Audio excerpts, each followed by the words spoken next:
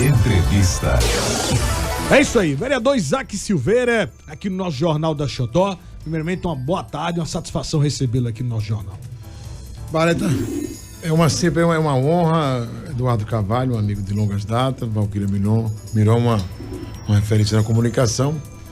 Daniel Vilas Boas aí, um nosso coringa, é o homem que nos orienta no futebol, né? Toda vez que ele faz um comentário que eu erro, eu culpo ele. Mas ele tem acertado muito. Ele é um profeta. Ele é meio cabalístico, A turma do Palmeiras é que não está muito satisfeita com ele, não. Mas à disposição, a gente tem muito que conversar e estou à disposição. Olha, satisfação recebê-lo aqui, né? A gente convida os nossos ouvintes e telespectadores que possam participar, tirem suas dúvidas, interajam através do nosso sistema RTV. Mas o Eduardo Carvalho já tem umas perguntas ali muito bem preparadas e pegando um gancho. O que é que acontece, hein? Porque só o vereador, hein, Isaac, acaba se sobressaindo em situações como essa, se desgastando. O que é que acontece? Veja, essa possibilidade de que o parlamento ele é mais amplo na confecção da democracia do que os próprios cargos majoritários. Então você tem no parlamento as figuras. Aqui em Aracaju, você tem um palhaço soneca, você tem um sargento, você tem um professor, ou seja, você tem uma promotora, uma defensora, você tem uma pluralidade muito grande. Então, nessa pluralidade de concepções, daí você tem um maior protagonismo. Você veja que a Câmara de Vereadores de Aracaju tem mais repercussão, humildemente, do que a própria Assembleia, nas falas sobre o cotidiano. E Aracaju, obviamente, é a capital, uma caixa de ressonância do Estado. Portanto, em todos os assuntos que permeiam o mundo da política, a não ser para a parte mais virtuosa, os vereadores entram. Digo isso porque o presidente Lula, quando entrou, fez referência a todos os cargos públicos. E quando ele foi falar, ele falou: deputado federal, senador, esqueceu os vereadores. Mas, rapaz, o vereador só aparece para tomar uma pancada.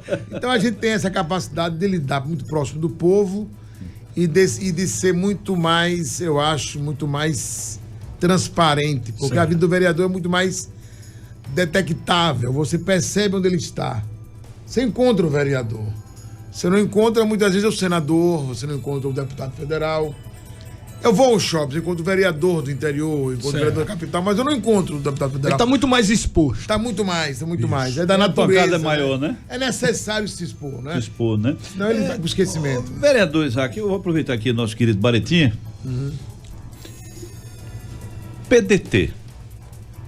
Edivaldo Nogueira também, PDT, e hoje Frente Nacional dos Prefeitos, né?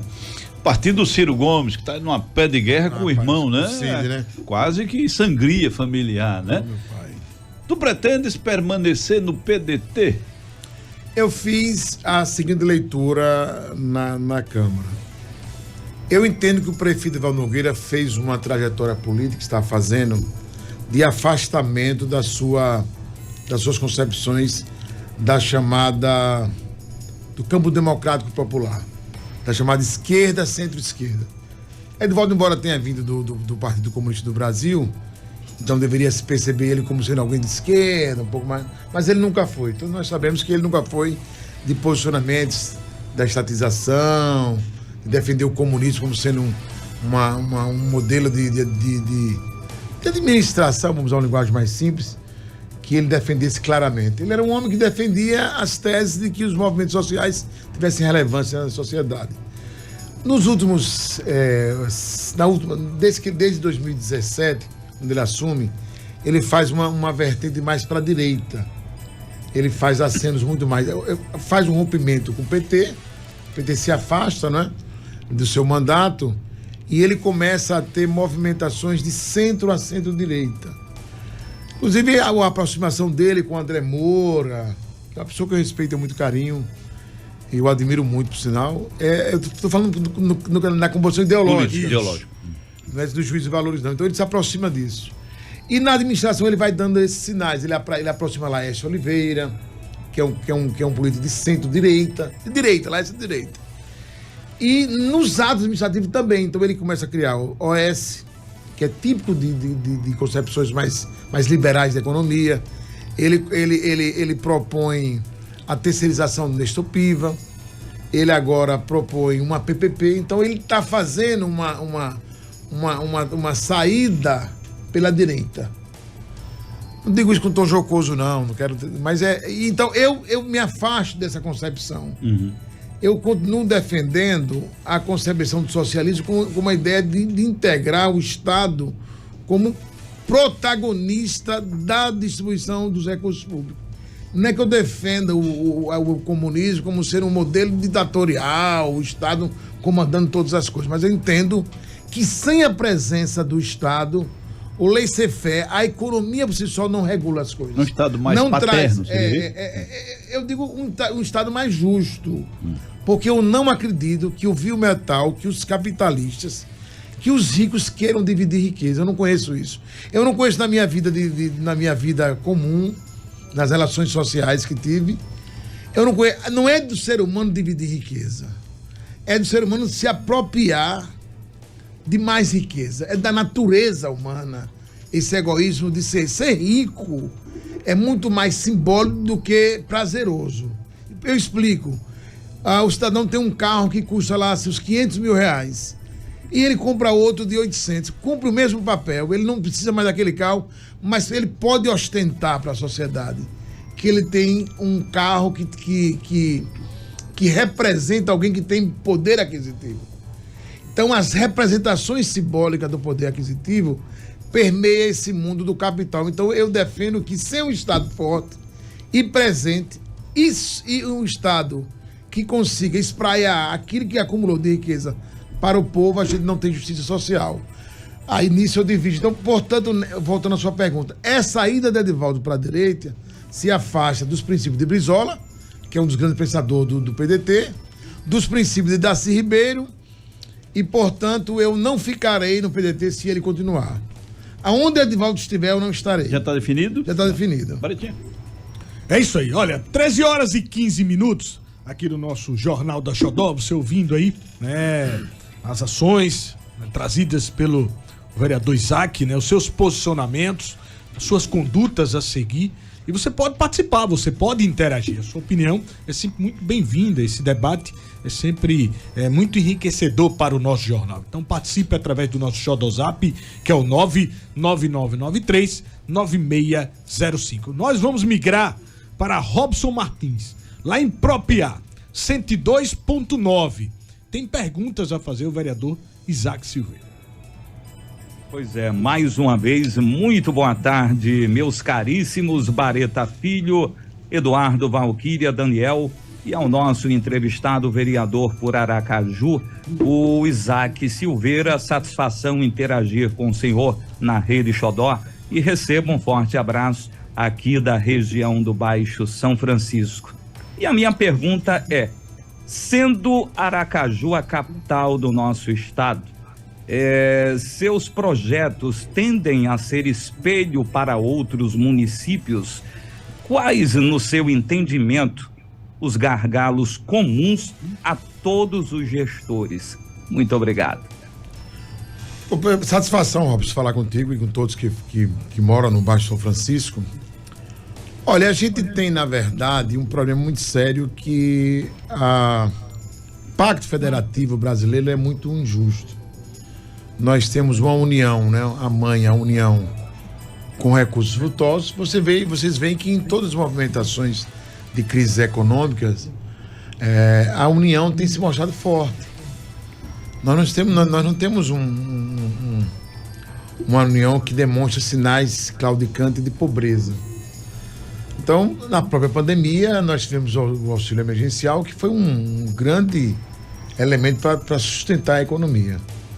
E você tem os municípios, naquela teoria de Carlos Brito, que o que existe de fato são os municípios. O restante Estado e União são construções teóricas. Você mora nas cidades. Então as pessoas tentam entender onde é que está o recurso. Para o cidadão, minha cara Valquíria Miron, para o cidadão, ele entende, eu paguei um IPTU, eu paguei o tributo lá que está no arroz, no feijão, eu paguei o combustível. Onde é que está meu dinheiro? No entendimento comum é que esse dinheiro está aqui na cidade. Sendo bem simplório. Eu paguei, eu tributei, eu contribuí, eu quero ver o meu dinheiro. Ele não está só na cidade. Ele foi uma parte para a União, para ser redistribuído. E é nessa redistribuição de recursos que as pessoas não se veem contempladas. Um cidadão que mora em um bairro e que está lá há muitos anos sem ter calçamento. O que é que ele imagina? Que todo aquilo que ele contribuiu ao longo da vida, enquanto trabalhador, enquanto consumidor, foi desviado para outras finalidades. E é verdade. Então, o que é que a gente tem tentado? Tem tentado aproximar a gestão municipal dos anseios populares. E não sermos demagógicos. Onde é que está a demagogia de um vereador? Dizer que vai fazer. O vereador não executa a obra. A população pede. Vereador Isaac, queria que o senhor calçasse a minha rua. Eu não posso calçar a sua rua. Eu posso preparar um orçamento que dê as condições ao Poder Executivo, ao prefeito, de realizar as obras. Então, quando chega o Plano Plurianual, a Lei de Exercícios Orçamentários e a Lei Orçamentária Anual, a LOA, eu me dedico profundamente para que haja recursos para o esporte amador, para que haja recursos para as obras de infraestrutura. Eu tento deixar o orçamento o mais aprazível para o executor. E quando eu não vejo a obra acontecer, eu me ponho contra aquilo ali. Eu tenho que me insurgir contra. É daí que me chamam muitas vezes do vereador do homem-bomba. Isaac é um homem-bomba, ele sempre polemiza. Vejam, a gente tem uma saúde de Aracaju que tem 5.000 pessoas na fila esperando uma consulta com um cardiologista. Você tem as verbas federais e você tem os recursos próprios da saúde. A Prefeitura de Aracaju guarda por mês, de sobra, mais de 100 milhões na conta 00. Por que é que esse recurso não está sendo utilizado para equacionar a problemática da saúde? 12.000 pessoas aguardam uma ultrassom. Uma ultrassom. Ou seja, você tem gargalos na administração municipal de Aracaju que nos deixam profundamente angustiados. Você tem mais de 1.200 pessoas, meu caro Baretinha, que estão esperando uma consulta com um urologista. E uma parte delas já estão com, certamente, início de câncer de próstata. Por que eu digo isso? Porque a grande maioria que nos procuram já está usando fralda geriátrica. Então, eu tento dizer para as pessoas que é um erro o vereador pregar que ele fez uma praça, que ele fez um ginásio. Ele não fez. Ele não tem os direitos, a norma constitucional não permite isso. O que lhe permite é ser o fiscalizador, e é o elemento que os vereadores mais abandonam as fiscalizações. Eu disse, meu caro Eduardo, nós vamos apresentar agora 2 pedidos de CPIs. Agora no segundo semestre. Agora? Pra quê? Agora, por quê? Porque a SMDT arrecadou 27 milhões no ano passado com multas. Chamadas multas orientais ou multas verticais e horizontais. Semáforos, faixas de pedestre, os agentes de trânsito. Sabe onde é que foram gastos esses 27 milhões? No portal da transparência do município de Aracaju? Não tem. Fizemos um requerimento, aprovamos o requerimento, 9-7. Disputado, discurso, oposição, situação. Você é vereador do partido do prefeito. Cadê a informação no portal da transparência? Não tem. Isso aconteceu, Renato Teles não respondeu. Ele não respondeu. E não quer responder. Você vai judicializar? Não, primeiro nós vamos propor a CPI. Precisamos de 8 assinaturas.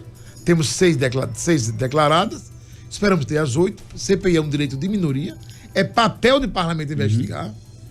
E nós queremos saber, então, onde está o recurso. Se a CPI encontrar informações, olha, foram gastos assim, assim, assim, tudo bem.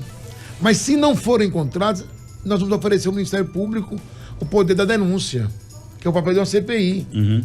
Estou dizendo isso, você quer fazer para prejudicar? Não. Se eu quisesse prejudicar o prefeito Valdo Nogueira, eu não propus requerimento, não sou obrigado a propor requerimento. Eu propus requerimento para evitar a CPI, ele disse que não ia fazê-lo. Agora não é estranho? E não está no portal da transparência? Não está, e eu tenho falado isso em todas as empresas de comunicações, todas. Mas não é um recurso exclusivo para ser usado Isso, exatamente, o CONTRAN preconiza isso. Tem que ser usado, pronto, eles poderiam usar esse recurso, inclusive para minorar os efeitos dos buracos de Aracaju.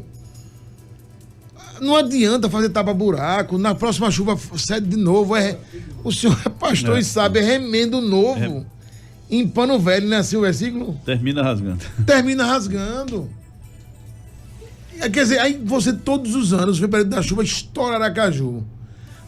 As grandes avenidas foram feitas recapeamento. Ótimo. As chamadas vicinais, as ruas dos bairros não foram feitas. Sabe qual é o projeto que está em curso? Nenhum. Não tem nenhum projeto em curso. E tem dinheiro para isso. Por que não faz? Perguntar ao prefeito, né? Então eu, como fiscalizador, tenho que entrar nessa história. Então a gente tem pregado o seguinte, veja, nós temos projeto lá contra aprovado lei para auxiliar para não haver amputação dos membros inferiores. Nós temos projetos que se tornaram leis para a questão do cuidado com as pessoas da melhor idade, né, os anciões, que é uma patrulha dos idosos. Tem uma série de leis que se tornaram, mas não são cumpridas. As leis não são cumpridas. Porque o executivo se dá o prazer de cumprir aquilo que ele acha que deve cumprir. O que mais tem em Câmara de Vereadores são leis inócuas, que não efetivamente traz resultados. São postas em prática. Né? Aí eu entendi a jogada. Espera aí, eu estou no meu segundo mandato. Não vou ficar aqui fazendo mise-en-scène. Vou ficar fazendo teatrinho aqui. Ah, não, peraí, vou passar a investigar. É papel meu. O papel princípio do vereador não é legislar, é fiscalizar. É a tese central. Você foi feito para conter o poder executivo, para não errar. Aí as pessoas começam a se atrelar ao poder, a beber de uma fonte que nem sempre é limpa. O poder vicia, todo mundo sabe disso. Estrutura vicia, porque quem está do seu lado diz, olha, João tem emprego, eu quero um também. Daqui a pouco você não dá emprego a todo mundo. Você não tem dinheiro para bancar aquela turma do Amém, do amigo do chamado samba de uma nota só, e aí se perde. Então eu preferi, muito cedo, tomar um outro caminho. Então, desde o começo, que eu tenho buscado muito humildemente um grau de independência. Eu acho muito feio quando um parlamento fica genuflexionado, fica de joelhos diante do Poder Executivo. Você usou, Baritinha, você usou até um termo, eu achei pesado, foi da minha época de menino, das revistas de quadrinhos, né? Você chegou a adjetivar o prefeito de Pinóquio. Foi um termo... E ainda criei o neologismo, pinoquiano. Não, por quê? Porque Edivaldo fala que Edivaldo é um gestor regular e ele fala algo hoje e não cumpre amanhã. Ele disse que ia mandar o plano diretor para a Câmara. Mandou? Não mandou. Ele disse isso em 2021. Eu mando até junho, não mandou. Quando foi em 2022, começaram as conferências, tudo atabalhoado. Alguém entrou com a ação, tá parado o plano diretor. O plano diretor é essencial para o crescimento. Aracaju cresce desordenadamente. Está aí na Folha de São Paulo. Aracaju está entre as capitais que está falhando por não fazer, não demandar. O dever de casa, né? Aí tá isso. É isso aí. Agradeço ao Robson lá em Propiar, né? Finalizando aí a pergunta, né? Ao vereador Isaac Silveira, Robson, com seus posicionamentos, né? Sua forma autêntica, né? Forte, de levar o seu mandato. Filho do seu Elias Silveira, conheci muito. Isso aí. Olha, vamos a Glauber Leal, lá em Tobias Barreto, através da 1520. Também tem perguntas aqui a fazer ao vereador Isaac Silveira. Vamos lá. Mais uma vez, boa tarde, Bareta Filho, Valquíria Mirão, Eduardo Carvalho, saudar aí o nosso entrevistado e convidado, vereador por Aracaju, Isaac Silveira. Receba um abraço de todos aqui de Tobias Barreto, em especial da região centro-sul de Sergipe.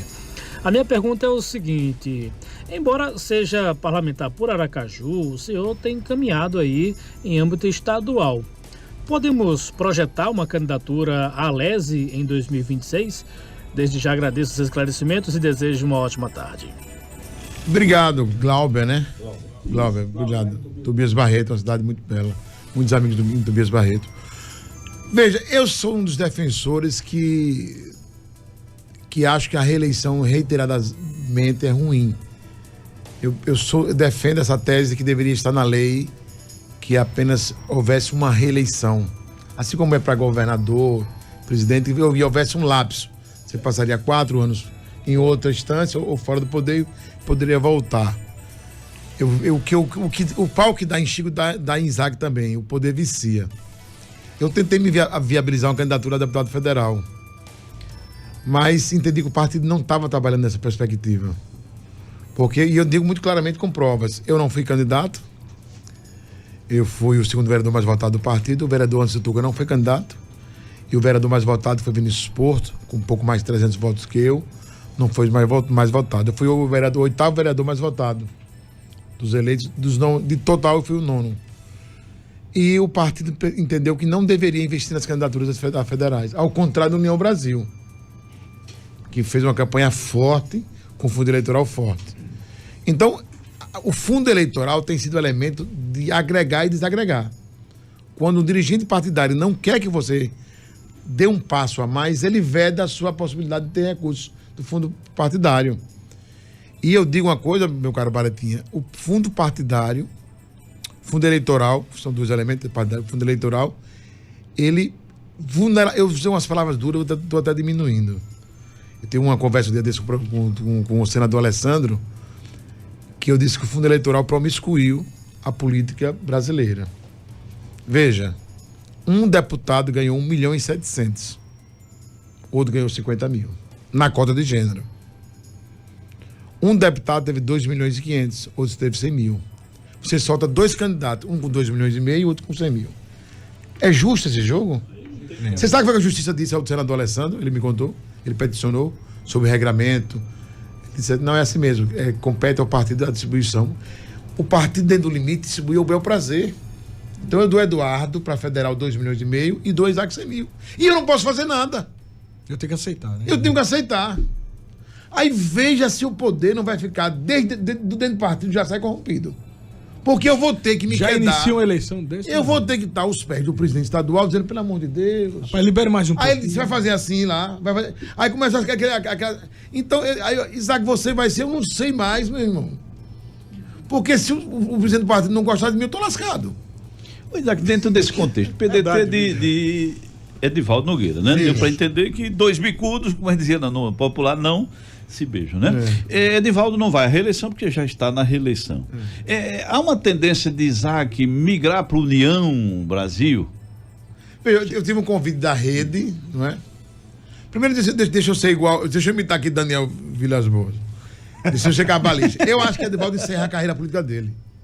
Edivaldo vai encerrar a carreira política. Você tá pior do que Daniel, é profético, né? Edivaldo, ele termina a gestão. Você conclui por quê? Como? Porque ele não formou grupo. E ele não é nenhum office boy, não é nenhum neófito. Ele é velho na política.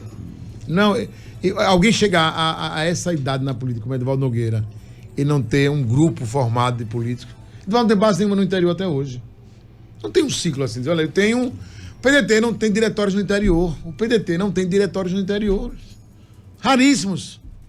Então ele não formou. Você chega um cara como o André diz assim, eu quero hoje que venham algumas pessoas dos interiores. Vem 5, vem 3, vem 10, vem 100, vem 500. Você vai dizer assim, eu quero hoje me reunir com as pessoas do interior. Ele vai ficar só, vai almoçar só. Você não perder ele raciocínio para ele não deixar a Baretinha triste, porque senão o Sebrae fica triste. Vamos chamar. Ele volta já Sebrae, depois do intervalo. Claro, né? E o Sebrae, né? Isso mesmo, na força do empreendedor, né? Você, meu amigo ouvinte, telespectador fiel do nosso sistema RTV, a nossa TV Xodó, tá aí buscando empreender, corre lá no Sebrae, acessa um dos nossos consultores, busque tirar as suas dúvidas e progrida aí no seu negócio. Faça com que ele desenvolva e você venha gerar muito mais emprego e desenvolvimento aí no seu negócio. Então, vai lá no Sebrae, a força do empreendedor. É isso aí, vamos ao intervalo comercial. Daqui a pouco tem perguntas de ouvintes, telespectadores já ao vereador Isaac Silveira, jogando duro, firme, viu? É isso aí, voltamos já já. Agora 13h36 aqui no Jornal da Xodó, o jornal mais completo de Sergipe e além fronteiras, audiência total através da nossa rede Xodó de comunicação, esse canhão de informações no 4 cantos do estado, do litoral ao sertão, só dá Jornal da Xodó e só dá a rede Xodó de comunicação. Olha, aqui nos estúdios o vereador Isaac Silveira, você está aí acompanhando alguns posicionamentos, né, as ações desenvolvidas aí pelo seu mandato, através, né, das suas ações no parlamento, e você pode participar, né, interagir conosco. Daqui a pouco, Aparecido Santana tem informação. Eu vou chamar logo o Aparecido, daqui a pouco também tem uma pergunta do ouvinte, o Juarez Santos, lá da Farolândia, certo? E nós vamos logo à capital do sertão, porque Aparecido também vive o dia a dia da política aí nesta região e tem perguntas a fazer o vereador Isaac. É isso, Aparecido? Vem lá, excelente tarde mais uma vez, uma boa tarde ao vereador Isaac. A minha pergunta é que eu acompanhando aqui as redes sociais do parlamentar e percebi que ele tem uma forte defesa uma forte atuação, né, em defesa dos profissionais da enfermagem. Recentemente, nós tivemos aí a aprovação do projeto que melhora o salário desses profissionais. O STF também já decidiu, só que o STF decidiu no sentido do setor público. Em relação ao setor privado, ainda não há uma confirmação do pagamento desse piso ou não. Eu queria saber do parlamentar, né, da capital sergipana, como é que está esses pagamentos já do piso no município e também no setor privado aí em Aracaju. Muito obrigado, Aparecido. Uma ótima pergunta. Veja, primeiro que foi uma luta, né, da categoria desses profissionais, os enfermeiros, os técnicos de enfermagem, auxiliares e parteiras. Um teto que era de 7 mil foi reduzido a 4.700 e alguns reais, alguns centavos. Depois técnico para 4 mil. Ou seja, não são valores extraordinários. E surpresa dos trabalhadores, o Supremo disse que tinha que apontar o recurso para poder ter um impacto no setor privado. Tudo bem. Faz parte da democracia a intervenção. Alguns juristas entendiam que Barroso não podia ter se excluído nesse tema. Não era objeto de uma pendência, porque o Supremo é efetivamente para dirimir questões de constitucionalidade. Você sabe disso, Eduardo, que é um homem que estudou direito, sabe disso. E aí o Supremo decidiu entrar na esfera que, na minha concepção, é política, né? É uma política de Estado. Salário, piso, remuneração, são políticas de Estado. Definição de política de Estado.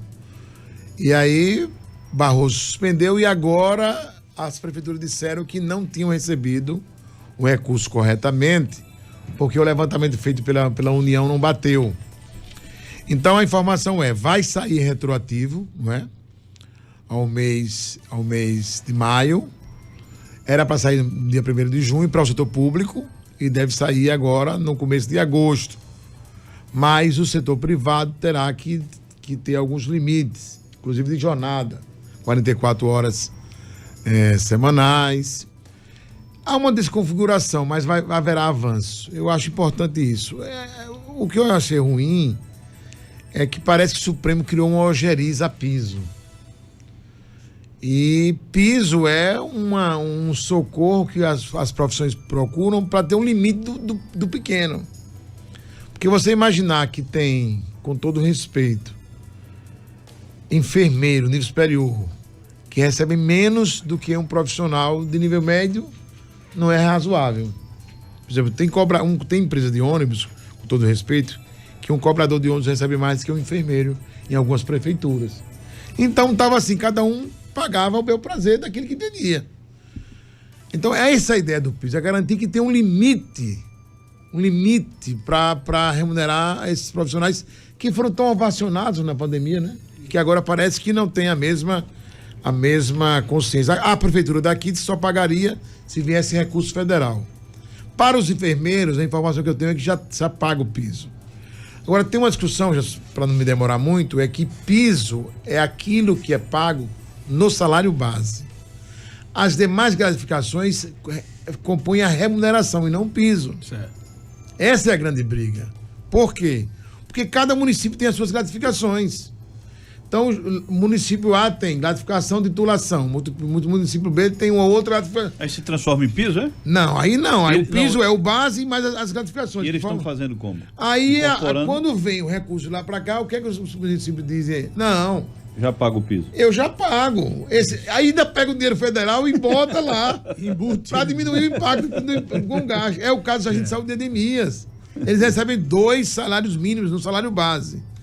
A Prefeitura de Aracaju criou o chamado complemento de piso. Olha, Edivaldo Nogueira tem coisas que somente na eternidade nós vamos entender. Não tem em lugar nenhum do Brasil a figura de complemento de piso. Olha, nem o Supremo nunca falou essa expressão. O Supremo nunca disse.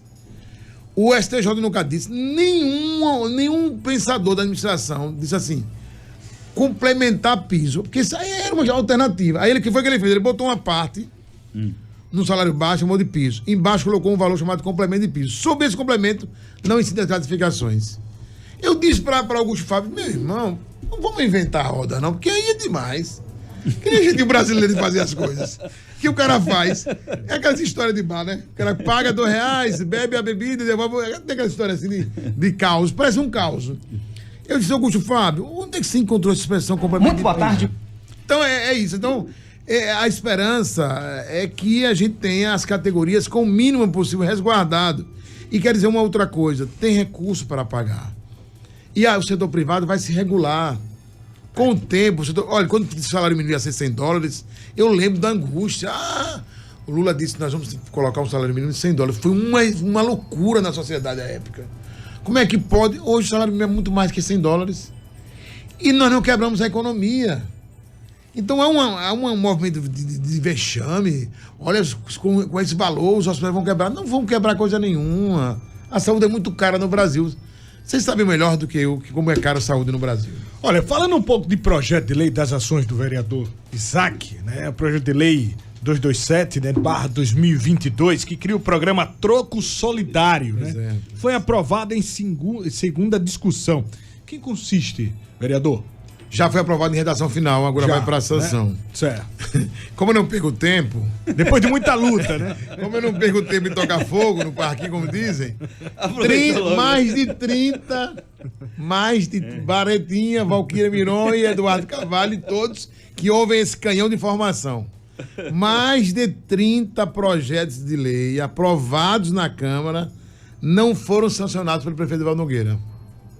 Quando ele não sanciona, passado o prazo, é obrigado a promulgar. O presidente o presidente Ricardo Vasconcelos, um grande presidente, sendo um homem firme, teve que promulgar todinhos. Agora veja, são projetos propostos por vereadores da base aliada. Será que Edivaldo é carne de pescoço, como diz na gíria comum? É brincadeira. O projeto proposto por aliado dele, pelo o líder da oposição, da situação, e pelo vice-líder, pelo Bittencourt e Fábio Meirelles, ele não sancionou. Porque é uma descrição, é uma deferência, né? Certo. É até uma ordem natural, ele não sancionou. E esse meu, ele não vai sancionar, vai? Não vai sancionar. Eu acho que não vai. Quem sabe, né? Pode voltar de Brasília animado e sanciona. Esse projeto tenta ampliar para todas as instituições a possibilidade do troco solidário. Porque nós somos um povo do coração bom. Isso é dito em todos os cantos do mundo. O brasileiro... O que é o troco solidário? É aquela ideia de que você poder, com aquilo que sobrou, obviamente, da sua compra, destinar para uma instituição. E havia algumas restrições. Vereador, uma pergunta rapidinho aqui do Gilvan. Vereador, os servidores que não receberam o aumento dos 7,5% vão esperar alguma decisão da Câmara? A Câmara, Edivaldo mandou um veto para o prefeito Edivaldo Nogueira. Enviou um veto descabido, que não tem nenhuma base constitucional, porque era o veto ao projeto, já é lei, então não cabe veto mais. Deverá ser rejeitado pela Comissão de Justiça e, infelizmente, eu fiz outro requerimento, apresentei um requerimento hoje, deverá ser objeto de ações judiciais. Veja, todo reajuste linear alcança a todos. Você não tem reajuste linear que alcança alguns. Se ele é linear, ele não pode ter curva. Senão é um contrassenso. Infelizmente, o prefeito Edivaldo Nogueira maldosamente deixou mais de 2.000 servidores, chamada tabela de João, fora desse chamado 7,5%, meu irmão, sobre o salário base. Os pobrezinhos estão penando. Aí a gente vai ter que, os sindicatos vão ter que ajuizar ações, como fizeram no ano passado, infelizmente. Então, só voltando ao troco solidário, a ideia é que a APAI, que as instituições filantrópicas possam, em regulamentado isso com a Secretaria de Assistência Social, possa ir às empresas e dizer, olha, nós temos um programa aqui do troco solidário, que a sua empresa pode utilizar uma farmácia, um supermercado, uma loja de comércio, porque para você não vai até o local levar 50 centavos. Você não vai até o GAC levar 50 centavos. Mas você, há oportunidades que faz o monge, né? Assim, tem uma expressão assim. Então eu estou ali, comprei algo, sobrou R$3, eu coloco ali para pai. Então, regulamentado esse troco solidário, nós vamos ter... Porque eu fui colocar um troco solidário e perguntei para onde é. Aí a pessoa falou assim, olha, uma das farmácias, é para uma empresa do Ceará, mas ela pode também passar para aqui. Eu falei, pera, eu tenho amor pelos cearenses, mas tenho mais pelos sergipanos. É aqui que eu vivo.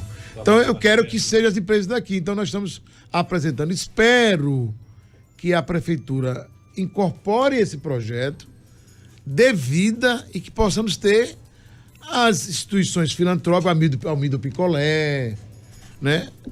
Possam ter acesso a esses valores que montam um valor razoável. Lembra daquela frase do meu pai, Eduardo? O muito não dá pouco? Ele dizia assim, o muito não dá pouco. Se muitas pessoas colocarem 50 centavos, nós vamos ajudar. Né? E você não precisa... Porque entenda qual é a lógica, para terminar. Um deslocamento custará mais caro que R$1.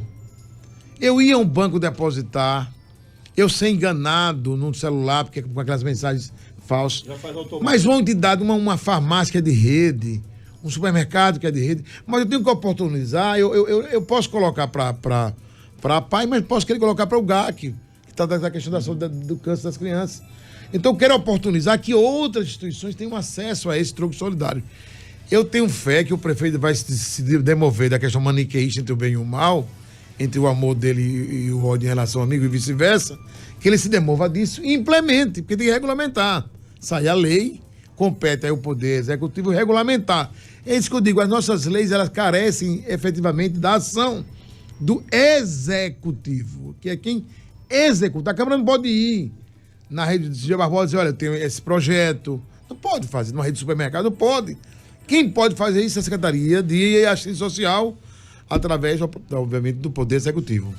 É isso aí, Isaac. Chegamos ao final de mais uma entrevista já aqui, né, desse bate-papo, né? Muito bacana você poder expor aí o seu trabalho, as ações desenvolvidas, os seus posicionamentos. Isso é muito importante, né? Muitos ouvintes e telespectadores interagindo. Ficou somente uma pergunta aqui da Eduarda Pereira, se o vereador já sabe o partido que vai se filiar agora em 2024. Ela botou, é logo ali, né? Então daqui a pouco você já vai estar. Teve alguns convites. Sabendo. Rede, Partido Verde, isso. PMDB, PSD. O governador disse, você está convocado a vir para o PSD. Intimado. Foi? Olha só. Foi. Convidado, intimado, convocado.